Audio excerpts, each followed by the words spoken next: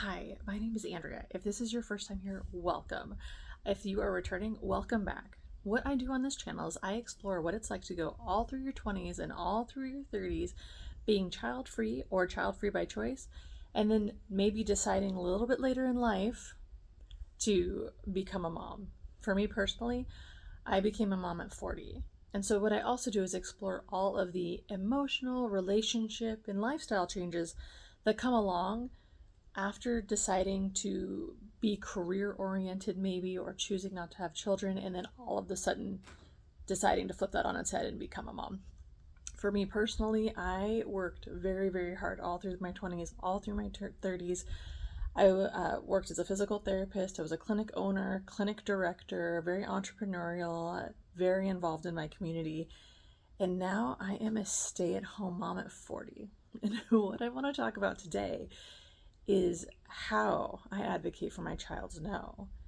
So, in a previous video, I talked about why I advocate for my child's no. And pretty much a quick little recap of that is I believe that if you advocate and defend your child's no today, they will grow up with a stronger no and a stronger sense of boundaries later in life. And what are the things that they are allowed to say no to, right? Because they can't make every decision for themselves. Like, she doesn't get to choose whether or not she goes to the doctor. We're going to take her to the doctor. And our daughter doesn't get to choose, to only eat candy. There are some decisions we make for her. But the things that we do let her decide are she doesn't have to share her toys. Now we are teaching her how to take turns. However, if she has like a special toy or a no share toy, we're teaching her how to either take that away, not take it away from another kid, but like take it out of the play space, or how like that she's gonna take a very long turn with this one toy, but the other toys are available for sharing and playing with. The other thing that we allowed her to say no to is we don't ask her or force her or coerce her to touch other people, and that includes hugs, high fives, anything like that, but we give her the option and she gets to say no.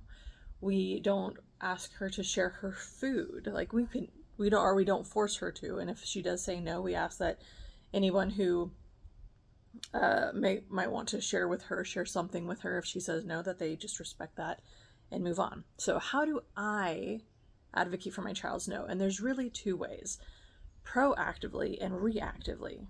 Proactively, what I have started to do is I have pre-drafted a text message, and it's a very gentle, very unassuming, very just, hey, this is a value that we have text that says we can't wait for you to come over and visit us and get to play and spend some time with our daughter. However, we do want to let you know about something that is very valuable and important to us, and that is preserving our daughter's no. So if she says no to something like a hug or a high five or to sharing her food or to sharing a personal toy or anything like that, all we ask is that you simply say okay and move on, and please do not try to engage her in such a way that tries to change her mind, even if it is just a form of gentle pressure or your intention is play. And things that look like gentle pressure or play might be teasing, might be saying, oh, but if you don't share with me, you're going to make me so sad. Or my favorite, the tit for tat sharing, which is, I shared my thing with you, you should share your thing with me. And what we try to tell adults in the moment is, you don't ever have to share anything of yours that you don't want to. However, if you do choose to share and she chooses not to, don't put strings attached to your sharing. Either choose to share because you want to, or choose not to share because that's going to be your personal boundary. But don't have the expectation that just because you share something that she should also have to share something. That's not something we want to start instilling in her either. And then it just says, if you have any questions, we would love to talk more about it. Please feel free to reach out. And that's the super simple text message. And it has actually sparked some very productive and interesting conversations around values, generational differences in raising children, and it has definitely sparked some feelings in people where they have questions like, why are you sending me this text? Are you also sending it to other people? And these are all really good questions, and they're really valid. And I think that the way that you preserve your child's no and sense of boundaries and autonomy is you just can't be afraid to set the boundary and then dive into the conversations that people may have feelings around. So it's been really great. The other way that we work to preserve our daughter's no is in the moment. So after sending the text, or even if we haven't sent the text, but if we witness something, for example, you know, if Hazel, my daughter, if she has something and somebody else asks her to share it and she says no, and then the real life example I have is and this is multiple people, this is not one individual, pretending to cry or pretending to be upset or pretending to have their feelings hurt because she didn't share the thing that she had.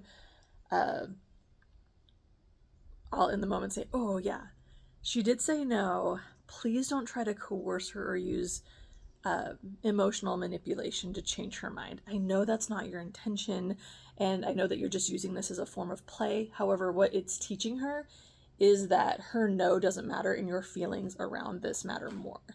And if we continue to teach her that at a young age, she will continue to perpetuate that patterning as an older adult. And it's also sparked some conversations, and I even think some hurt feelings when I did that. And that's, as much as I don't want to hurt anybody's feelings or as much as I don't want to offend anybody, I also think it's okay to let people kind of reflect on their interactions, and also understanding that there's just differences in values and how people were brought up on how to interact and how to relate to children. And not everybody thinks the same way I do, which is that children, even when they're first born, have personal agency and they are fully human and they deserve to be fully respected. So just because a child is either nonverbal, just because a child cannot ambulate or move around on their own, just because a child cannot express themselves in the same way that an adult human that is fully intact with all of their capacities and everything, just because they can't communicate or defend themselves in the same way doesn't mean they have any less agency and deserve any less respect, or that their personal autonomy shouldn't also be respected. The thing is, if you wouldn't do it to another adult, you shouldn't do it to a child.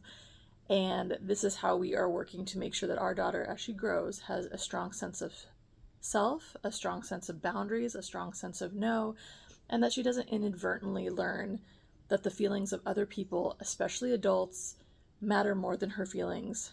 Because if she tries to assert herself and then it's corrected, then she learns that that's not appropriate or correct, or that's not how she should be defending herself. So anyway, I would love to hear your thoughts or feedback or suggestions or comments just below, just to get your take and sense on this particular subject matter. Thank you so much for watching. Have a great day. Bye.